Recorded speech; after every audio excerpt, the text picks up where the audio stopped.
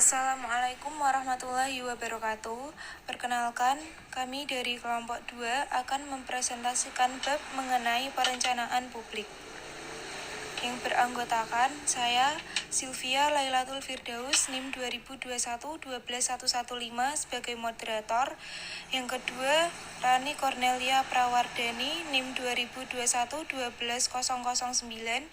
Yang ketiga, Friska Aulia Damayanti, NIM 2021-12092. Yang keempat, Laili Nurul Komariah, NIM 2021-12113. Di sini kelompok kami akan membahas mengenai bab perencanaan publik. Di sini saya akan menjelaskan mengenai teori perencanaan publik. Perencanaan secara konvensional didefinisikan sebagai kegiatan yang dilakukan untuk masa mendatang yang lebih baik dengan memperhatikan keadaan sekarang maupun sebelumnya. Perencanaan atau planning sendiri memiliki arti sebagai proses yang dimulai dari penetapan tujuan organisasi, yaitu menentukan strategi untuk pencapaian tujuan tersebut secara menyeluruh serta merumuskan sistem perencanaan yang menyeluruh untuk mengintegrasikan dan mengkoordinasikan seluruh pekerjaan organisasi hingga tercapainya tujuan organisasi. Inti dari perencanaan sendiri adalah sebagai bagaimana mengantisipasi masa depan berdasarkan tujuan yang ditetapkan. Hal ini dapat ditempuh dengan melakukan persiapan yang didasarkan pada data dan informasi yang tersedia saat ini. Jadi, aspek yang terkandung dalam perencanaan adalah perumusan tujuan dan cara mencapai tujuan tersebut dengan memanfaatkan sumber daya yang ada. Berdasarkan dimensi pendekatan dan koordinasi, perencanaan pembangunan terdiri dari 1. Perencanaan pembangunan makro adalah perencanaan pembangunan nasional dalam skala makro atau menyeluruh. 2. Perencanaan sektoral adalah perencanaan yang dilakukan dengan pendekatan sektor, yaitu kumpulan dari kegiatan atau program yang mempunyai persamaan karakteristik serta tujuan. 3.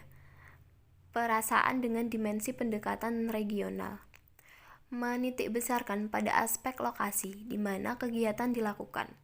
Sebagai contoh, Indonesia organisasi pemerintah daerah mempunyai kepentingan yang berbeda dengan instansi pusat dalam melihat aspek ruang di suatu daerah. 4. Perencanaan mikro adalah perencanaan skala terinci dalam perencanaan tahunan, yaitu penjabaran rencana makro, sektoral, maupun regional ke dalam susunan proyek dan kegiatan dengan berbagai dokumen perencanaan serta penganggarannya. Selanjutnya, saya akan menjelaskan mengenai sistem perencanaan publik. Dalam setiap organisasi, rencana disusun menurut hierarki yang sesuai dengan struktur organisasinya. Pada setiap hierarki atau jenjang, rencana mempunyai fungsi ganda sebagai sasaran yang harus dicapai oleh jenjang di bawahnya dan merupakan langkah yang harus dilakukan untuk mencapai sasaran yang ditetapkan oleh jenjang di atasnya. Ada 2 jenis rencana, yaitu 1. Rencana strategik, yang juga sering disebut perencanaan jangka panjang atau long range planning, adalah proses pengambilan keputusan yang menyangkut tujuan jangka panjang organisasi, kebijakan yang harus diperhatikan, serta strategi yang harus dijalankan untuk mencapai tujuan tersebut. 2. Rencana operasional terdiri dari 1. Rencana sekali pakai, yakni rencana yang disusun untuk mencapai tujuan tertentu dan segera dibubarkan setelah tujuan itu tercapai. 2. Rencana permanen, yaitu pendekatan yang sudah distandarisasi untuk menghadapi situasi berulang dan dapat diramalkan sebelumnya. Adapun sistem perencanaan mencakup 5 pendekatan dalam seluruh rangkaian perencanaan, yaitu 1. Politik, 2. Teknokratik, 3. Partisipatif, 4. Atas bawah atau top down, 5. Bawah atas atau bottom up. Siklus perencanaan publik. Tahapan pelaksanaan perencanaan publik akan dibahas berikut ini. Pertama, pembuatan kertas kerja perencanaan strategi dan program. 2. Partisipasi masyarakat dalam perencanaan. 3. Penentuan usulan perencanaan strategi. 4. Penentuan draft skala prioritas dan plafon anggaran. 5. Penentuan usulan rencana program kerja. 6. Penyelesaian draft dokumen perencanaan. 7. Pembahasan draft dokumen perencanaan.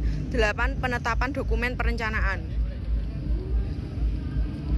Teknik perencanaan publik. Berbagai teknik yang terdapat dalam proses perencanaan organisasi sektor publik adalah: pertama, teknik survei meliputi cross-sectional survey, ukuran sampel survei, dasar sampel survei acak, dan 3 jenis survei, yaitu survei melalui pos, melalui telepon, melalui per orang.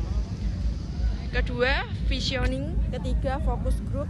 Keempat, kebijakan Delpis. 5. Brainstorming. 6. Analisis kekuatan di lapangan atau yang disebut force field analysis. 7. Nominal group technique. Sekian presentasi dari kelompok kami. Mohon maaf apabila terdapat kesalahan. Wassalamualaikum warahmatullahi wabarakatuh.